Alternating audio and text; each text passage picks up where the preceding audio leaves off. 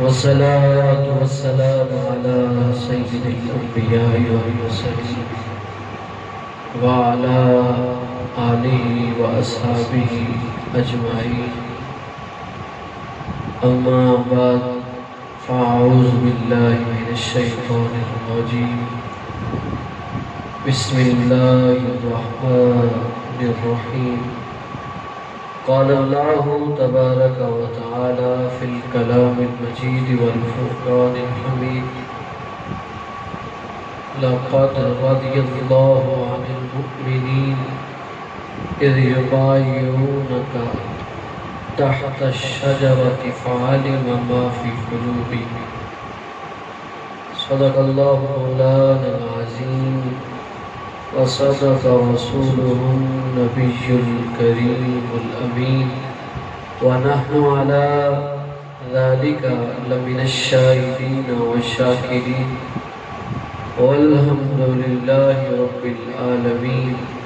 بلغ العلا بكماله كشف الدجى بجماله، حسنت جميع خصاله.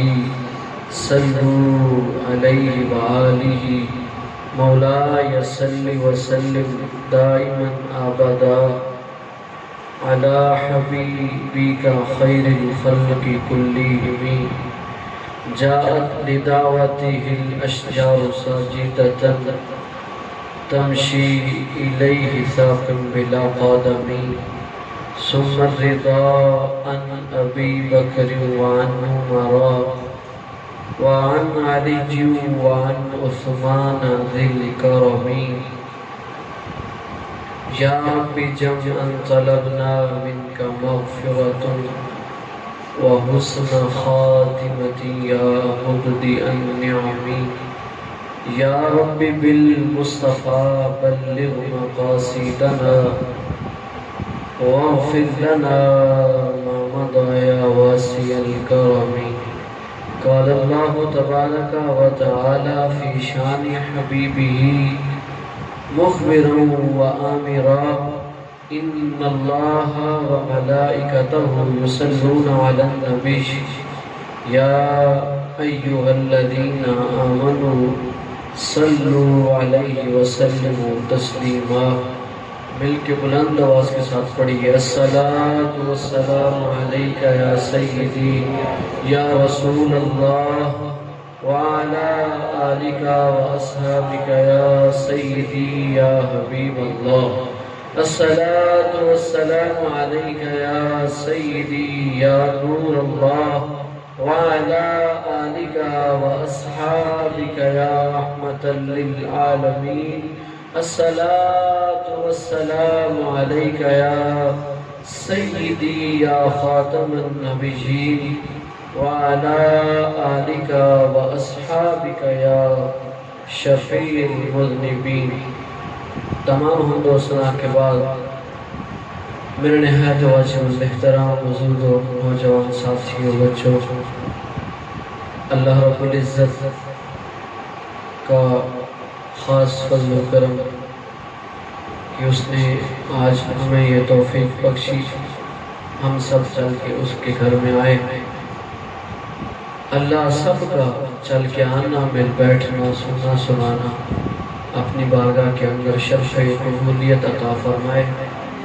جیسا کہ آپ حضرات کے علم میں ہماری اس مسجد میں ماہانہ محفل ذکر کا پروگرام ہوتا ہے، تو اسی سلسلہ کو جاری رکھتے ہوئے آج پھر الحمدللہ ماہانہ محفل ذکر انعقاد پذیر ہے. اور آج کا اس محفل کا جو عنوان ہے خلیفۃ المسلمین، خلیفہ سوم، امیر المومنین، کاتب وحی، دماد رسول، جامع القرآن، حضرت سیدنا عثمان غنی ذو النورین رضی اللہ تعالی عنہ.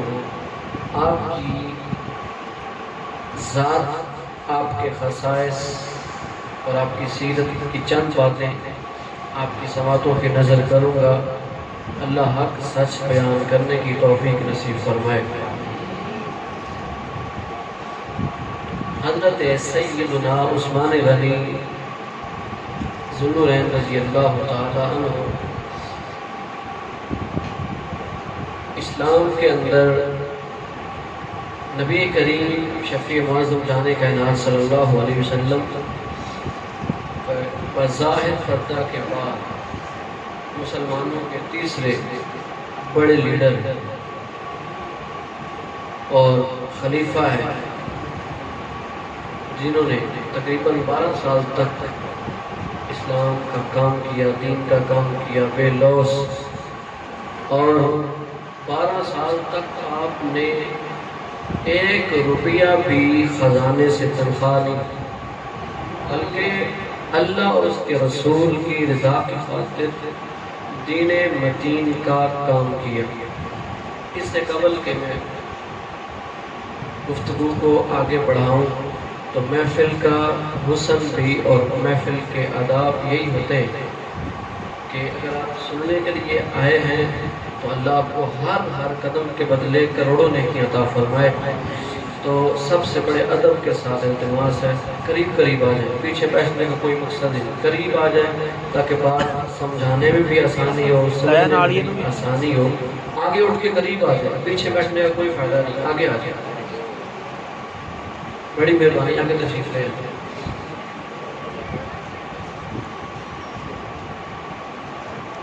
اور جو دیوار کے ساتھ لگے وہ بھی آگے آ جائیں۔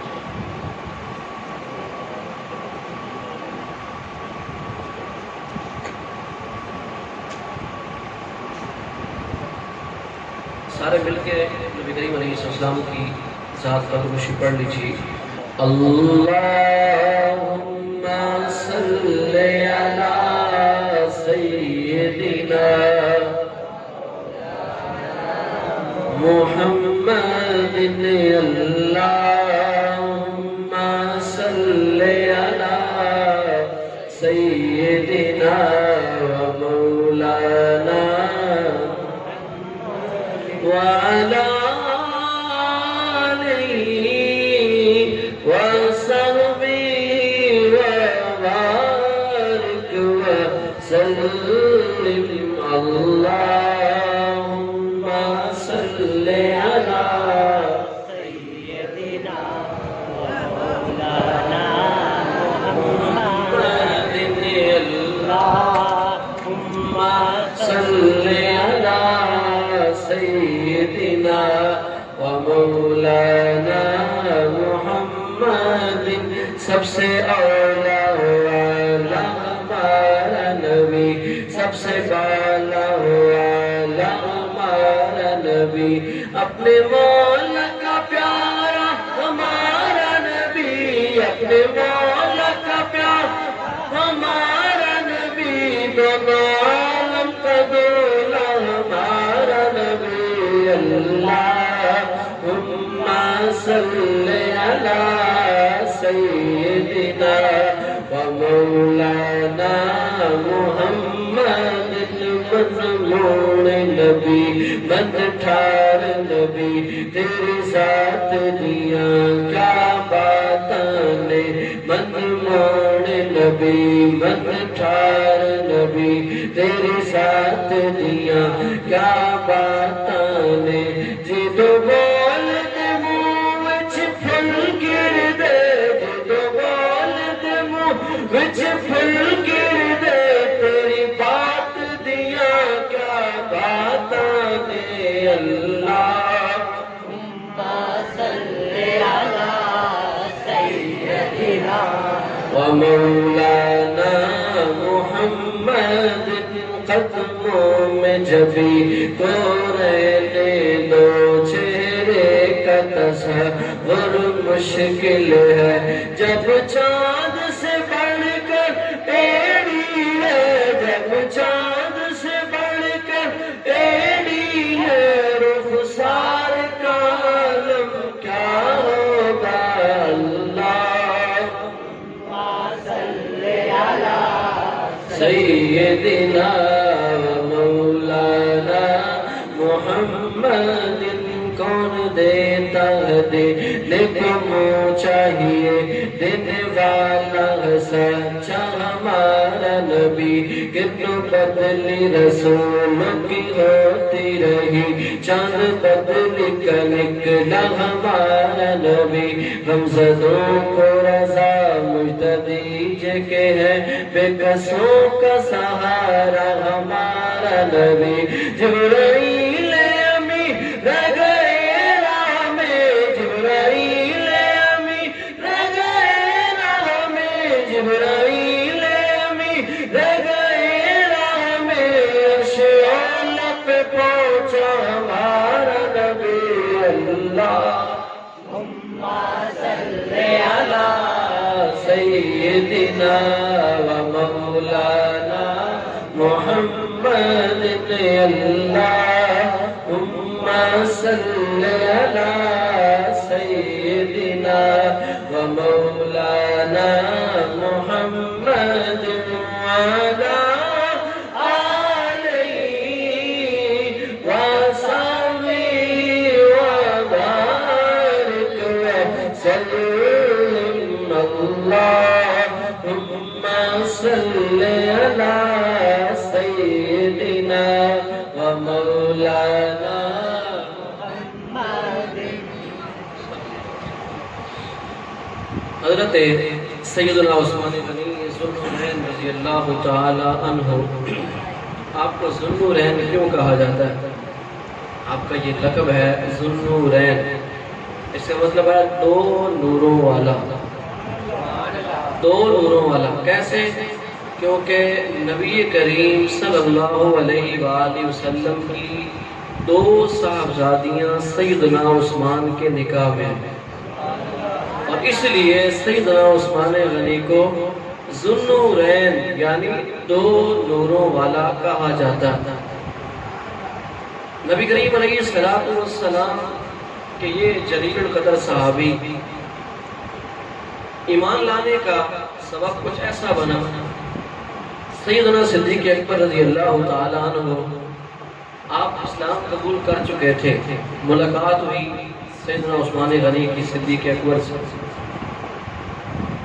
جب ملاقات ہوئی صدیق اکبر رضی اللہ تعالیٰ عنہ نے اپنا اسلام، اپنا دین سیدنا عثمان غنی کے سامنے پیش کیا اور کہا کہ یہ دین ہے، یہ سچا دین ہے، آپ بھی اسی دین پر آ جائیں، واللہ یہ دین سچا ہے۔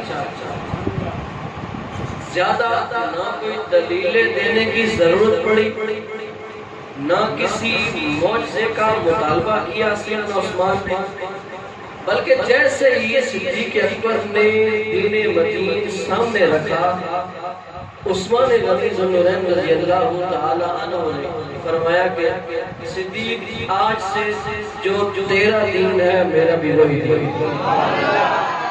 تو آپ نے اسلام قبول کر لیا، تو پھر آپ کو پتا ہے کہ اسلام کے یہ تیسرے خلیفہ بنے، نبی مکرم شفیع معظم جان کائنات صلی اللہ علیہ وسلم کی ایک صاحبزادی سیدنا رقیہ رضی اللہ تعالیٰ عنہ اور سیدنا ام کلثوم رضی اللہ تعالیٰ عنہ، یہ دونوں حضور کی صاحبزادیاں سیدنا عثمان غنی کے نکاح میں آئیں۔ کیسے؟ پہلے ایک صاحبزادی ہے ان کا انتقال ہو گیا، سیدنا عثمان غنی ہم زدہ تھے، حضور نے دیکھا، حضور نے فرمایا عثمان پریشان نہ ہو، اب میں اپنی دوسری بیٹی بھی تیرے نکاح میں دے دیتا ہوں۔ ساتھ ہی حضور نے فرمایا اگر میری 40 بیٹیاں ہوتی، یکے بعد دیگرے ایک ایک کر کے ہوتی جاتی، تو میں 40 کی 40 عثمان تیرے نکاح میں دے دیتے۔ حضرت سیدنا آدم علیہ السلام سے لے کر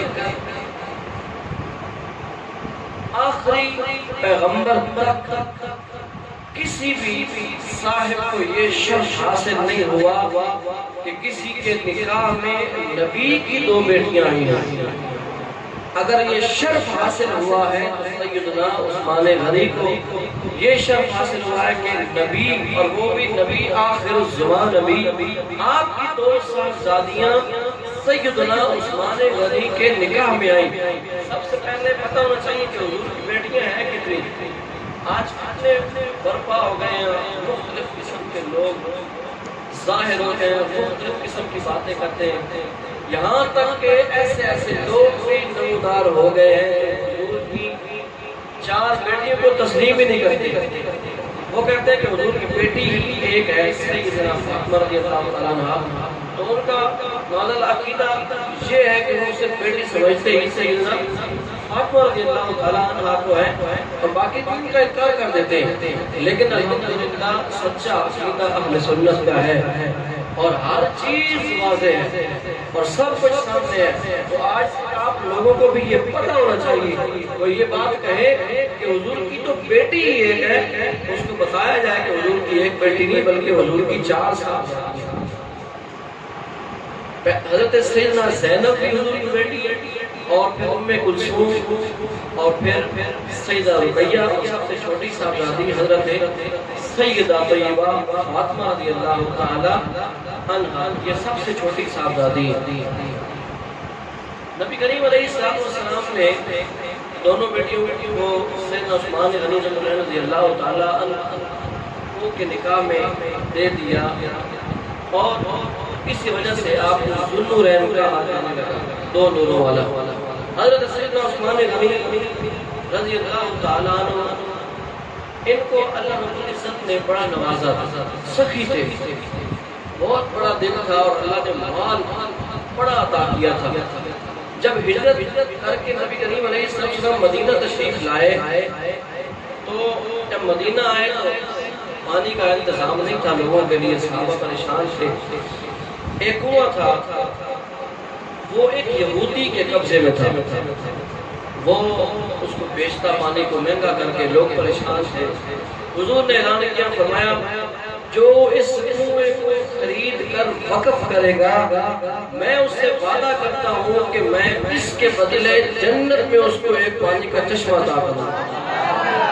حضور نے اعلان کر دیا، جو یہودی سے کنواں خرید کر مسلمانوں کے لیے وقف کر دے گا، میں اسے وعدہ کرتا ہوں کہ جنت میں اس کے لیے پانی کا چشمہ اس کے لیے لے کر دوں گا۔ بات سیدنا عثمان غنی ذوالنورین رضی اللہ تعالی عنہ تک پہنچی۔ آپ کی یا رسول اللہ، اگر میں اس کنویں کو خریدوں تو کیا مجھے بھی جنت میں پانی کا چشمہ عطا ہوگا؟ حضور نے فرمایا عثمان کو خرید، میرا تجھ سے وعدہ ہے میں جنت میں تجھے پانی کا چشمہ عطا کروں گا۔ سیدنا عثمان غنی رضی اللہ تعالی عنہ نے وہ کنواں خریدا، اور خرید کر مسلمانوں کے لیے وقف کر دیا۔ لوگ پانی پیتے، وضو کرتے، کھانے پینے کے لیے پانی جو ہے وہ استعمال کرتے، تو جتنا بھی ثواب کہ کام لوگ کرتے، نماز پڑھتے، وہ سارا ثواب ان کو تو ملنا ہی تھا، وہ سارا ثواب حضور نے فرمایا ملا کر عثمان غنی کے کھاتے میں ڈال دیا جاتا۔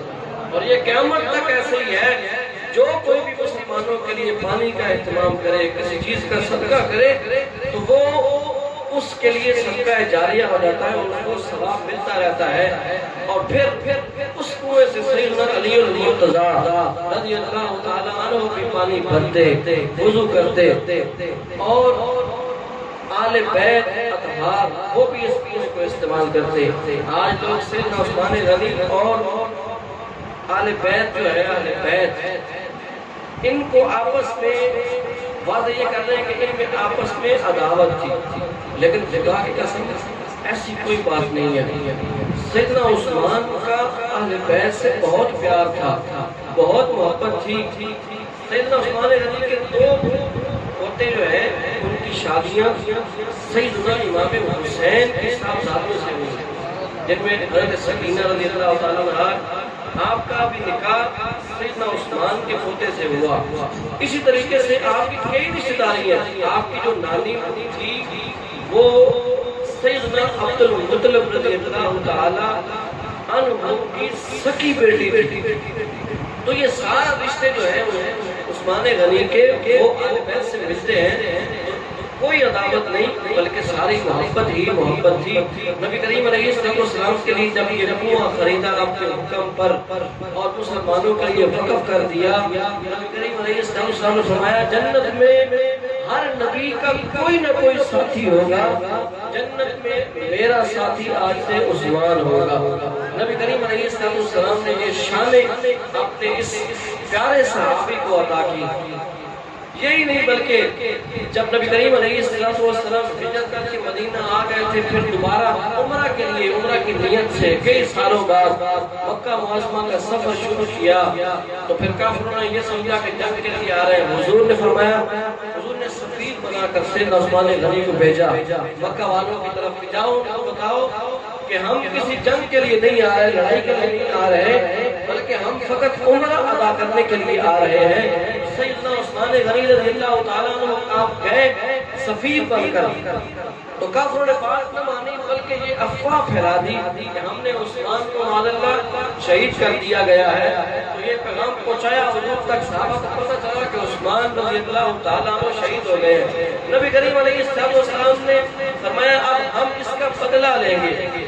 صحابہ کو بلایا، صحابہ تھے، فرمایا میں تم سے بیعت لیتا ہوں کہ تم عثمان کا قصاص لینے کے لیے تیار ہو۔ تو سب صحابہ نے نبی کریم علیہ السلام کے ہاتھ کے اوپر ہاتھ رکھے اور انہوں نے فرمایا یہ عثمان کا ہاتھ ہے اور یہ میرا ہاتھ ہے، اور ایسے حضور نے ہاتھ رکھا، سب صحابہ نے ہاتھ رکھے اور بیعت رضوان کی، جس کو مشہور ہے۔ اور جب سب صحابہ نے اس بیعت کر لی کہ ہم عثمان کا بدلہ لیں گے، حالانکہ یہ افواہ پھیلی تھی، لیکن عثمان رضی اللہ تعالیٰ عنہ کی شان یہ ہے جب بیعت رضوان ہوئی، صحابہ نے بیعت کی سیدنا عثمان کے لیے، اللہ رب العزت نے قرآن کریم کی آیت نازل کی، لقد رضی اللہ عن المؤمنین اذ یبایعونک تحت الشجرۃ فعلم ما فی قلوبہم۔ اللہ رب العزت نے فرمایا اللہ تم سے راضی ہو گیا جنہوں نے اس درخت کے نیچے بیٹھ کر حضور کے ہاتھ پہ بیعت کی۔ تو پتہ کیا چلا، سیدنا عثمان غنی کا بدلہ لینے کے لیے صحابہ اکٹھے ہوئے، تو رب نے فرمایا رب تم پہ راضی ہو گیا۔ تو یہ شان سیدنا عثمان غنی رضی اللہ تعالیٰ عنہ کی ہے۔ اس کے بعد غزوہ تبوک کا موقع آیا، حضور نے اعلان کیا دین مقیم کے لیے سواریوں کی ضرورت ہے، پیسوں کی ضرورت ہے، مال کی ضرورت ہے۔ کون ہے جو اسلام کے لیے اپنا مال خرچ کرے گا؟ سیدنا بلال حبشی رضی اللہ تعالیٰ عنہ کھڑے ہوتے، اعلان کرتے کہ اسلام کے لیے مال کی ضرورت ہے، بہادروں کی ضرورت ہے۔ کون ہے جو عطا کرے گا؟ کسی جنگ میں کسی موقع پر سیدنا صدیق اکبر رضی اللہ تعالیٰ عنہ نے اپنا گھر کا سارا سامان لٹا دیا تھا، اور انہوں نے پوچھا صدیق گھر کیا چھوڑ آئے ہو؟ تو صدیق اکبر نے جواب دیا تھا گھر اللہ اور اس کا رسول چھوڑ آیا ہو۔ سیدنا عمر رضی اللہ تعالیٰ عنہ اپنے گھر کا آدھا سامان لے کے آ گئے تھے۔ اسی طریقے سے کئی صحابہ نے غزوہ تبوک کے موقع پہ مال خرچ کیا، لیکن پھر بلال حبشی کھڑے ہوئے، پھر ندا لگائی، ہے کوئی دین کے راستے میں مال خرچ کرنے والا؟ پھر سیدنا عثمان غنی رضی اللہ تعالیٰ عنہ کھڑے ہوئے اور فرمایا میری طرف سے 100 اونٹ میں تمہیں عطیہ کرتا ہوں کہ اس جنگ کے لیے استعمال کرو۔ لیکن جب 100 دیے پھر کہا یہ بھی تھوڑے ہیں، 200 اونٹ اور دیتا ہوں۔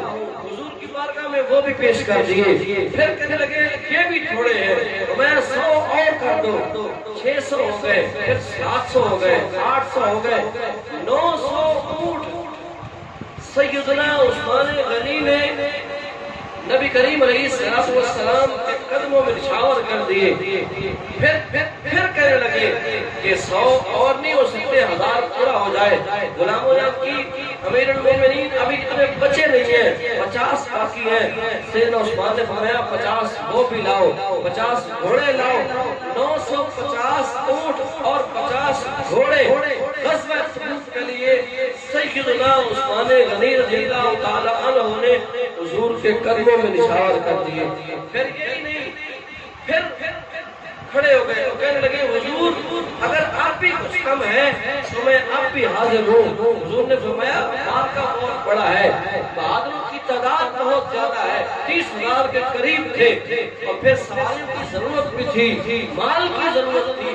سیدنا عثمان غنی رضی اللہ تعالیٰ عنہ فرمانے لگے، اے میرے آقا، پریشان ہونے کی بات نہیں ہے، یہ 1000 سواریاں تو میں نے وقف کر دی، یہ کئی 1000 درہم میں عطیہ دیتا ہوں، لیکن اس کے باوجود جتنے بہادر جنگجو باقی بچتے ہیں ان سب کے لیے سواریوں کا انتظام بھی میں کروں گا، ان کے کھانے پینے کا انتظام بھی میں کروں گا، اور اگر جنگ 3 ماہ کے لیے لمبی ہوگی تو ان کے گھر والوں کے لیے بھی کھانے پینے کا انتظام میں عثمان کروں گا۔ نعرہ تکبیر، نعرہ رسالت، نعرہ حیدری، تاجدار ختم نبوت، تاجدار ختم نبوت، ہر صحابی نبی جنتی جنتی، ہر صحابی نبی جنتی۔ فرمایا کہ اگر 3 ماہ تک جنگ لمبی ہو گئی تو ان کے گھر والوں کے لیے جو گھر میں باقی بچ گئے ہیں، 3 ماہ تک جتنی جنگ لمبی ہوئی سب کے لیے ان کے گھر کے لیے کھانے پینے کا انتظام بھی میں کروں گا۔ جب سیدنا عثمان غنی رضی اللہ تعالیٰ عنہ نے یہ عرض کی، حضور بہت خوش ہوئے، حضور نے جھولی پھیلائی اور فرمایا عثمان یہاں پہ ڈالو اشرفیاں، یہاں دینار ڈالو۔ نبی کریم علیہ السلام بہت خوش ہوئے اور اس کے بعد ہاتھ اٹھائے اور اللہ رب العزت کی بارگاہ میں دعا کی، عرض کی یا اللہ قیامت کے دن چاہے جس سے مرضی حساب لے لینا، چاہے آدم علیہ السلام سے لے لینا، سیدنا ابراہیم سے لے لینا، سیدہ فاطمہ میری بیٹی سے لے لینا، مجھ محمد سے لے لینا، لیکن یا اللہ اللہم لا تسأل عن عثمان بعد هذا اليوم، اے میرے اللہ آج کے بعد میرے عثمان سے کسی بات کا حساب نہ لینا، آج کے بعد میرے عثمان سے کسی بات کا حساب نہ لینا۔ نبی کریم علیہ السلام کی امت کا پہلا شخص جو بغیر حساب کتاب کے جنت جائے گا وہ سیدنا عثمان غنی، سیدنا عثمان غنی رضی اللہ تعالیٰ عنہ ہے جو بغیر حساب کتاب کے جنت جائیں گے۔ نبی کریم علیہ السلام کے پاس سیدنا علی المرتضیٰ رضی اللہ تعالیٰ عنہ تشریف فرما تھے، عرض کی یا رسول اللہ سب سے پہلے حساب کس کا ہوگا؟ ایک روایت میں حضور نے فرمایا میرا ہوگا، پھر دوسری روایت میں آتا جب سیدنا علی المرتضیٰ نے پوچھا سب سے پہلے حساب کس کا ہوگا تو حضور نے فرمایا سب سے پہلے ابو بکر کا ہوگا، پھر پوچھا پھر کس کا ہوگا، حضور نے فرمایا ثم عمر، پھر عمر کا ہوگا۔ اب علی المرتضیٰ رضی اللہ تعالیٰ عنہ فرماتے ہیں کہ میرے دل میں یہ بات تھی، اب میں نے پوچھا یا رسول اللہ اب اس کے بعد کس کا ہوگا؟ حضور نے فرمایا انت علی، علی تیرا ہوگا۔ تو سیدنا علی المرتضیٰ رضی اللہ تعالیٰ عنہ آپ فرماتے ہیں کہ میرے دل میں یہ بات آئی کہ تیسرا نمبر میرا ہے نہیں، حضور نے مجھے کیوں فرما دیا کہ علی تیسرے نمبر پہ تیرا حساب ہوگا؟ میں نے پوچھا اینا عثمان، یا رسول اللہ پہلے صدیق اکبر کا حساب ہوگا پھر عمر کا ہوگا اور پھر آپ نے فرمایا میرا ہوگا علی تیرا حساب ہوگا، اینا عثمان، یا رسول اللہ عثمان کہاں گیا؟ نبی کریم علیہ السلام نے ارشاد فرمایا اے علی تجھے پتہ نہیں میری امت کا سب سے پہلا شخص جو بغیر حساب کتاب کے جنت جائے گا وہ عثمان ہے۔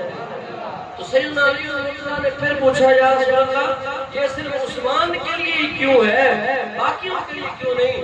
نبی کریم علیہ السلام نے فرمایا میرا عثمان بہت ہی حیا والا ہے، بہت ہی شرماتا ہے، کل قیامت کے روز جب حساب لیا جائے گا تو کہیں یہ وہاں بھی نہ شرما جائے۔ سیدنا عثمان غنی رضی اللہ تعالیٰ عنہ شرم و حیا کے پیکر ہے، اس لیے میں نے یہ دعا کی ہوئی ہے کہ یا اللہ چاہے میرا حساب لے لینا، چاہے ساری امت کا حساب لے لینا، لیکن میرے عثمان کا حساب نہ لینا۔ یہ حضور کی دعا ہے سیدنا عثمان غنی رضی اللہ تعالیٰ عنہ کے لیے۔ ایک اور حدیث میں نبی کریم علیہ السلام گھر تشریف فرماتے، حضرت سیدہ عائشہ صدیقہ رضی اللہ تعالیٰ عنہ حدیث کی راوی ہے، فرماتی ہے کہ حضور گھر تشریف فرماتے پنڈلی سے تھوڑا کپڑا ہٹا تھا، دروازے پہ دستک ہوئی، پوچھا کون؟ عرض کی صدیق، فرمایا آ جاؤ۔ صدیق اکبر رضی اللہ تعالیٰ عنہ تشریف لے آئے، حضور جیسے بیٹھے تھے ویسے ہی بیٹھے رہے۔ پھر دستک ہوئی، حضور نے پوچھا کون؟ عرض کی عمر ہوں۔ سیدنا عمر پاک بھی تشریف لے آئے، حضور کی پنڈلی سے جیسے کیسا ہٹا تھا وہ ویسے ہی رہا۔ حضور جو ہے وہ سیدھے ہو کر نہیں بیٹھے، جیسے اپنی حالت میں بیٹھے تھے ویسے ہی بیٹھے رہے۔ لیکن پھر دستک ہوئی، حضور نے پوچھا اب کون ہے؟ تو عرض کی یا رسول اللہ میں عثمان ہوں۔ حضور نے اجازت نہیں دی، میں رک جاؤ۔ نبی کریم علیہ السلام جیسے بیٹھے تھے، پنڈلی سے کپڑا ہٹا تھا، حضور سیدھے ہو کے بیٹھ گئے، پنڈلی کے اوپر کپڑا کیا اور پھر فرمایا عثمان آ جاؤ۔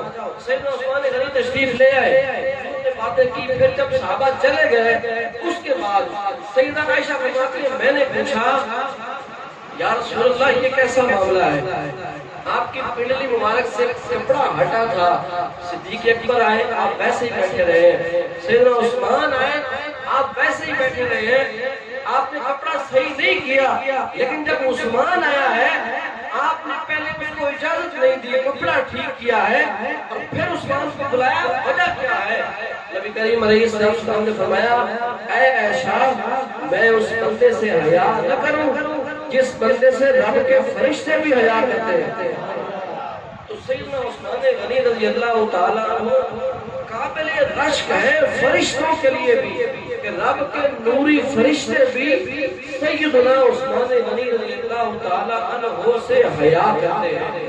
اتنے حیا والے ہیں سیدنا عثمان غنی رضی اللہ تعالیٰ عنہ۔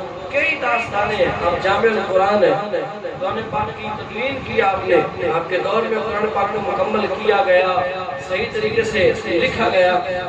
وجہ یہی بنی تھی کہ جب جنگ یمامہ ہوئی تھی تو 700 کے قریب حفاظ شہید ہو گئے تھے۔ تو سیدنا عمر رضی اللہ تعالیٰ عنہ نے مشورہ دیا صدیق اکبر کو کہ حفاظ شہید ہو گئے ہیں، آگے بھی جنگیں ہوں گی تو اس طریقے سے اگر حق شہید ہوتے رہے تو قرآن کریم اس طریقے سے بکھر جائے گا، اس کا خدشہ ہے، تو اس کو کتابی شکل میں لایا جائے، اکٹھا کیا جائے۔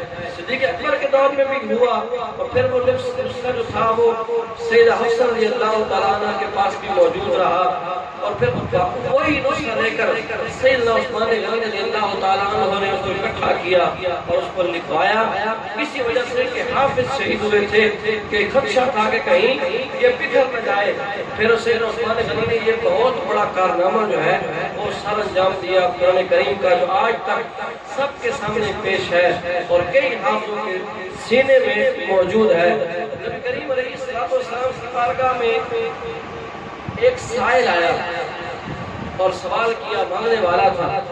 حضور نے فرمایا جاؤ عثمان غنی کے دروازے پہ چلے جاؤ۔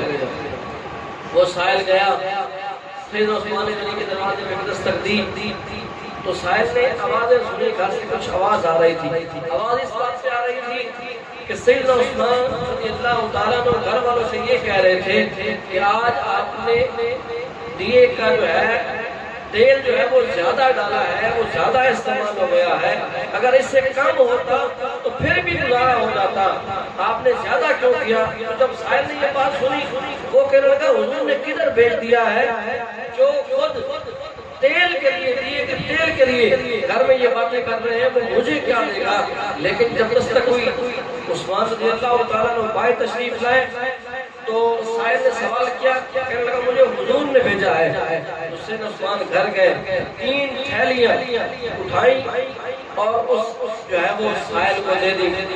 وہ دینار تھے یا اشرفیاں جو بھی تھا تو وہ ساری جو ہے وہ 300 کے قریب تھی اور وہ نبی کریم علیہ السلام کے کہنے پر جو سائل حضور نے بھیجا تھا سیدنا عثمان نے اس کو دے دی اور فقیر کہنے لگا کہ مجھے 1 روپیہ بھی مل جاتا میرے لیے کافی تھا، آپ نے اتنے زیادہ کیوں دے دیے؟ تو میں نے تجھے نہیں دیے بلکہ میں نے اپنے آقا پر لٹائے ہیں۔ نبی کریم علیہ السلام نے اس بات کا حکم دیا ہے سائل کو میرے گھر کی دہلیز پہ بھیجا ہے تو پھر میں حضور کے نام کا یہ تو کیا جتنا بھی رب نے مجھے مال دیا ہے میں نبی کریم علیہ السلام کی ذات پر قربان کرنے کے لیے تیار ہوں۔ اللہ رب العزت ہم سب کو صحابہ کی سچی پکی محبت نصیب فرمائے، اور جس کے دل میں صحابہ کا بغض ہے اس کا کوئی ایمان نہیں ہے، اس کا کوئی عقیدہ نہیں ہے۔ حضور کے دور کے اندر ہی ایک شخص کا انتقال ہوا اور حضور تک خبر پہنچی، حضور کو بتایا گیا یا رسول اللہ یہ ایک شخص فوت ہو گیا، اس کا جنازہ پڑھا ہے۔ تو نبی کریم علیہ السلام نے اس شخص کا جنازہ پڑھانے سے انکار کر دیا۔ صحابہ بڑے حیران ہوئے، حضور نے بھی انکار کر دیا اور کوئی بھی جنازہ پڑھانے کے لیے تیار نہ ہوا۔ جب سارے اکٹھے ہوئے وجہ پوچھی گئی حضور سے کہ آپ نے جنازہ کیوں نہیں پڑھایا؟ نبی کریم علیہ السلام نے فرمایا میں اس کا جنازہ نہیں پڑھاؤں گا، کیوں؟ اس کے دل میں میرے عثمان کا بغض۔ حضور نے اپنی زندگی کے اندر جنازہ نہیں پڑھایا۔ تو آج ہمارے لیے توجہ طلب بات یہ ہے کہ اگر کوئی صحابہ کے بارے میں بات کرے تو ہمارا اس سے کیا رشتہ لاتا ہے؟ ہمارا اس سے کوئی رشتہ نہیں ہے۔ جو حضور کے پیارے صحابہ کے بارے میں باتیں کرے، حضور کی پیاری آل کے بارے میں باتیں کرے، نہ تو اس کا کوئی عقیدہ ہے نہ کوئی ایمان ہے۔ حضور نے خود فرمایا ہے کہ عثمان کا پورا دل میں میں اس کا جنازہ کیوں پڑھاؤں؟ اور کئی حدیثیں نبی کریم علیہ السلام نے فرمایا کہ میرے بعد میرے صحابہ کی پیروی کرنا، میرے صحابہ کے بارے میں باتیں نہ کرنا، خانہ زنی نہ کرنا، حضور نے منع فرمایا تھا۔ اور آج ہم اس دور میں داخل ہو چکے ہیں جہاں پہ بار بار صحابہ کی گستاخی کی جاتی ہے، نبی کریم علیہ السلام کے پیارے صحابہ کے بارے میں باتیں کی جاتی ہیں۔ جس طریقے سے شان اللہ نے صدیق اکبر کو عطا کی ہے، اسی طریقے سے سیدنا عمر پاک کو عطا کی ہے، اور اسی طریقے سے عثمان غنی کو بھی شان ملی ہے، اور سیدنا علی المرتضیٰ رضی اللہ تعالیٰ عنہ کو اپنے شان عطا کی ہے۔ یہ نہیں ہے کہ سیدنا علی المرتضیٰ کو مان لیں اور صدیق اکبر کا انکار کر دیں، یہ کیسی بات ہوئی؟ اور سیدنا علی رضی اللہ تعالیٰ کو مان لیں اور باقی صحابہ کو طعنہ زنی کریں۔ خدارا اس فتنے کے دور میں اپنے ایمان کو بچائیں اور صحابہ کرام علیہم رضوان کے بارے میں جو باتیں کرتے ہیں ان سے دوستیاں نہ لگائیں، بلکہ یہ تو قیامت کے دن پوچھا جائے گا اور یہ سوال ہوگا کہ جو میرے صحابہ کے بارے میں باتیں کرتا تھا دنیا میں، تو اس سے دوستیاں لگاتا تھا، تیرے اس سے رشتہ داریاں تھی، تو یہ سوال ہوگا کہ میری آل کے بارے میں یہ باتیں کرتا تھا اور تیری اس سے دوستیاں تھیں۔ تو خدارا اس فتنے کے دور میں اپنے ایمان کو اس کا خیال رکھیں اور ایسے لوگوں سے بچیں۔ اللہ ہم سب کو جو ہے صحابہ کرام علیہم رضوان سے محبت کرنے کی توفیق نصیب فرمائے۔ یہ آج کا مہینہ ہے، آخر دو حدیثیں حج کے حوالے سے بھی آپ کی سماعتوں کے نظر کر دوں۔ حاجی حج پہ جاتے ہیں، جن کو اللہ نے مال دیا ہے وہ حج کر کے آتے ہیں، تو حضور نے فرمایا جو امیر لوگ ہیں جو استطاعت رکھتے ہیں وہ تو حج کر کے آ جاتے ہیں، تو فرمایا غریب لوگ جو استطاعت نہیں رکھتے ان کے لیے بھی اللہ کے محبوب نے فرمایا کہ غریب بھی پریشان نہ ہو، غریبوں کے لیے بھی بڑے حج ہیں۔ حضور نے فرمایا فجر کی نماز پڑھنے کے لیے جو شخص جائے، نماز پڑھ کے بیٹھا رہے، سورج طلوع ہو جائے، سورج طلوع ہونے کے بعد 2 رکعت نماز نفل ادا کر لے تو اللہ رب العزت اس کو عمرے کا ثواب عطا فرمائے گا۔ فرمایا اگر 2 اور کر لے تو فرمایا رب اس کو حج کا ثواب عطا فرمائے گا۔ اور پھر حضور نے دوسرے حدیث میں فرمایا کہ ادھر مؤذن اذان دے تو گھر بیٹھو، گھر سے وضو کر کے نیت یہ کر کے میں نے احرام باندھ لیا ہے۔ حاجی جاتے ہیں احرام باندھتے ہیں پھر حج کرتے ہیں۔ حضور نے فرمایا ادھر مؤذن اذان دے تو گھر میں بیٹھو، وضو کر، جب وضو کر تو نیت یہ کر لے کہ میں نے احرام باندھ لیا ہے، اور پھر مسجد میں آ کر 2 رکعت نماز نفل ادا کر اور پھر فرض نماز ادا کر، اللہ رب العزت تجھے عمرے کا ثواب بھی عطا فرمائے گا اور حج کا ثواب بھی عطا فرمائے گا۔ نبی کریم علیہ السلام نے فرمایا گھر جاؤ اور اپنے والدین کے چہرے کی طرف مسکرا کر دیکھو، رب اب تمہیں حج کا ثواب عطا فرمائے گا۔ حضور کے ایک صحابی کھڑے ہو گئے، یا رسول اللہ اگر کوئی ماں باپ کا چہرہ 10 بار دیکھے، حضور نے فرمایا 10 حجوں کا ثواب۔ ایک صحابی اور کھڑے ہو گئے، یا رسول اللہ اگر 100 بار دیکھے، حضور نے فرمایا 100 حجوں کا ثواب۔ والدین کا چہرہ دیکھنے کے لیے جس کے پاس یہ دولت ہے اس کے لیے بڑی خوشخبری ہے، اور حج کا ثواب ملے گا۔ بلکہ یہ ثواب انہوں نے روکا نہیں، انہوں نے فرمایا جس کے والدین اس دنیا سے رخصت ہو گئے ہیں وہ جمعے والے دن جائے اور اپنے والدین کی قبر کی زیارت کر کے آئے، رب عمرے کا ثواب عطا۔ اب حج کا ثواب عطا فرمائے گا۔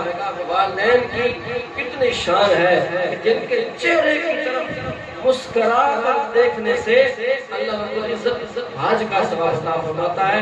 اللہ ہم سب کی حاضری قبول فرمائے اور صحابہ کرام علیہ رضوان سے سچی پکی محبت کرنے کی توفیق نصیب فرمائے۔ سارے 11 درود شکر